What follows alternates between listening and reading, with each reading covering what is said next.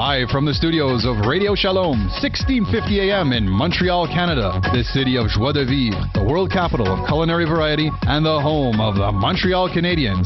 This is the Money and Business Show with your host, Samuel Ezerzer. Every week, Samuel and his guests discuss money, investments, financial services, and the world economy. Over the next hour, you can have your questions about business and personal finances answered. So call 514-738-4100, extension 200, to speak with Samuel and his guests.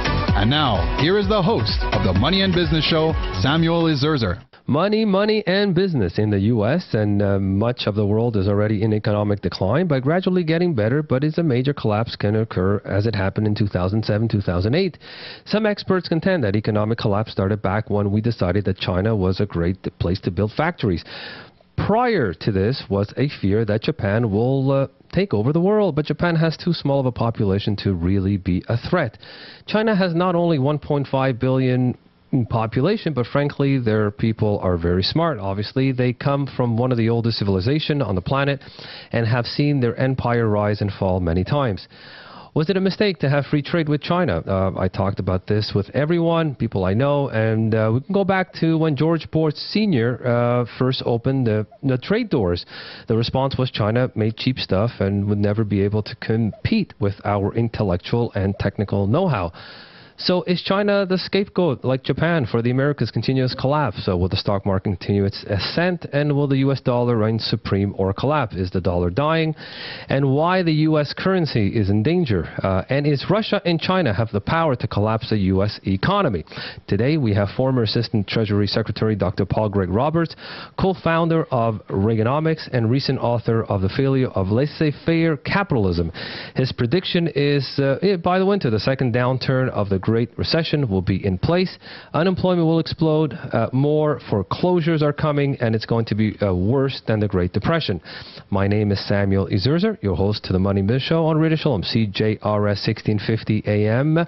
Thank you for tuning in live on the Money Biz Show with our business studios headquarters in Montreal, the financial capital and the home of the greatest hockey team, the Montreal Canadiens. We have another great show for you today. Today, we're not really taking any calls. We're just going to be listening. Take a paper and pen, because there's going to be a lot of information. Today our topic will be the failure of laissez-faire capitalism. Today we have Dr. Paul Greg Roberts, former U.S. Treasury official, co-founder of Reaganomics, economist, and acclaimed author. Dr. Paul Greg Roberts is an American economist, a columnist, and recent author of The Failure of Laissez-Faire Capitalism. He served as an assistant secretary to the Treasury in the Reagan administration, earning fame as co-founder of Reaganomics. He is a former editor and columnist of the Wall Street Journal, Business Week, and Scripps Howard News Service, who has testified before the congressional committees on 30 occasions on issues of economic policy. Dr. Roberts has written extensively that during the 21st century, the Bush and Obama administration have destroyed the U.S. Constitution protections of Americans and civil liberties, and has been a critic of both Democratic and Republican administration. How are you? How are you, Dr. Roberts? Thank you for joining us. Well, Sam, I thought you gave a very good summary of what the conventional wisdom is. And I suppose we're going to be talking Yes, we're going to be talking more about it, especially your book. You know, Dr. Roberts, in your book, The Failure of Laissez-Faire Capitalism and Economic Dissolution of the West, you point out success and failures of economic theory. Policies based on failed theories, which are the policies we have, result in economic failure for our country, the USA, or North America, as we say. Can you explain what it means, laissez-faire capitalism, and can you explain the title, which mystifies libertarians, free market economists who completely miss the point? Well, laissez-faire means no regulation. And so laissez-faire capitalism is unregulated capitalism, which is more or less what existed prior to the Great Depression. And they learned that unregulated capitalism was a mistake, and so they put in a lot of regulation. And so capitalism functioned very well in the second half of the 20th century. And the socialist and communist systems, in contrast, were deplorable. So what happened when the Soviet Union collapsed, the ideology ran away with the American free marketeers, and they said, well, look, if we can do this good regulated, we must do even better if we're unregulated. And so they proceeded to dismantle the regulatory system that had been put in place to make capitalism humane and functionable. And there have been two results of this. One has been the financial crisis, when they repealed the Glass-Steagall Act, which separated commercial banks from investment banks. They turned the financial system into a gambling casino in which big banks could bet without covering their bets. And for the last 5 years, economic policy in the United States has been directed at bailing out the handful of big banks, not at helping the people who suffered as a consequence of the fraud and illegal actions by the banks, but using those people's money in order to save the banks. The other thing that happened was the confusion of jobs offshoring with free trade. Wall Street and the large retailers such as Walmart forced corporations to locate their production for U.S. markets offshore, and because of the huge difference in labor cost. Right, and this is what I wanted to talk about a little bit later on the show, but since you brought up the unemployment, the press quotes all sorts of figures, for the numbers of monthly job gains needed to keep up the population growth. Obviously, we see numbers like 80,000, 100,000 thrown around, 200,000, right, Dr. Roberts? Like statistical snow as number of jobs needed each month to keep up. What is the right one, and how many jobs are really needed, Dr. Roberts, each month just to keep up with the population growth? Because I don't really believe all the numbers that they come out, the unemployment report, the non-farm as they call it. Well, to tell you the truth, I don't know. When I was in the Treasury, the job number was, I think, 150,000 a month. Then? It's determined, Sam, by what demographical assumptions are made at the time. Okay. And I don't follow those closely and don't know what the ones are right now. But it was 150,000 because of the rate of growth of the population dumped 150,000 new job entrants onto the workforce each month. Now, the last I checked, which is not that long ago, I saw that Paul Krugman, the American economist at Princeton, I think, he had looked into it and said that the new figure was 129,000 jobs. So I've been using 130,000. So let's assume that Krugman, a Nobel laureate, is at least correct about that. So if it takes 130,000 new jobs to stay even with population growth, then if you gain 150,000, the 20,000 you've gained is not, first of all, it's probably not statistically significant, because all of these job estimates come with plus or minus a certain number as to whether or not it's actually statistically significant. So you probably haven't done anything to the unemployment rate.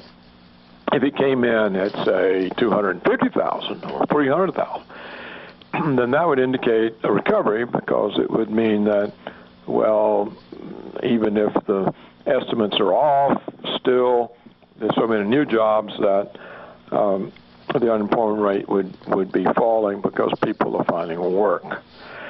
Now, in the United States, for the last several years, the reason the unemployment rate falls is because the unemployment rate, the headline rate, the one they report, does not count discouraged workers.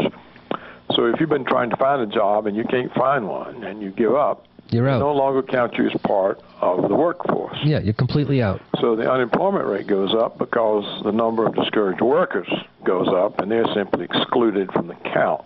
So you can see then that these measures, for example, recently they announced, I think we had 100, and I forget the number, maybe it's 160, 170,000 jobs.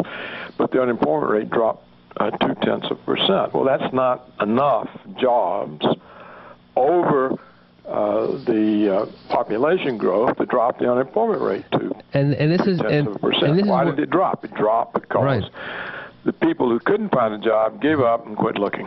And this is where I agree with you, because that was then, when you were serving Reagan at that time, to have employment of 150,000, non-farm payrolls of 150,000, that was okay at that time. But now I think we need like 300,000 or 350,000 just to keep up.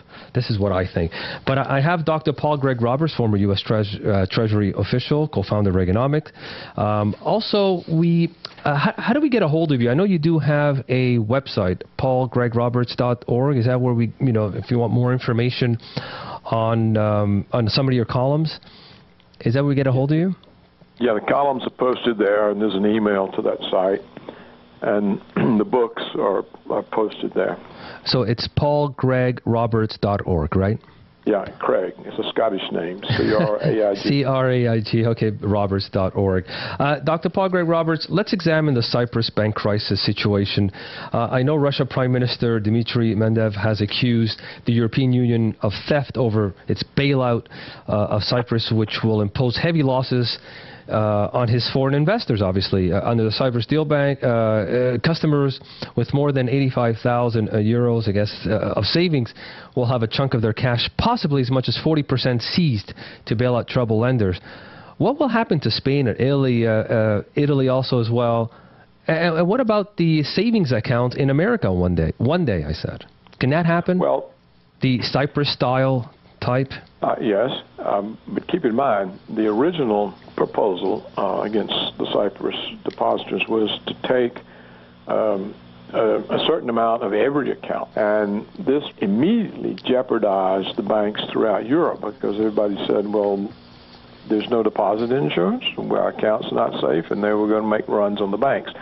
So the EU quickly changed and said, oh no, we're only going to take deposits above the insured amount, and only from 2 banks. Okay.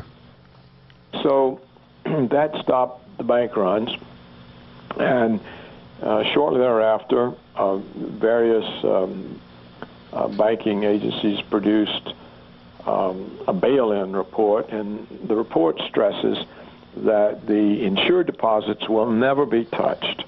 Only people who have balances in excess of the insured amount could find their excess balances levied in order to bail out the bank. So I would imagine the effect of this is to cause people not to keep in any one bank or any one account a sum in excess of the insured amount. Now the question really is, can you believe the authorities? Yes. And that's what they said. Yes. And that's the kind of documents that they're producing. I reported on it some time ago. My name is Samuel Ezerzer for the Money Ambition on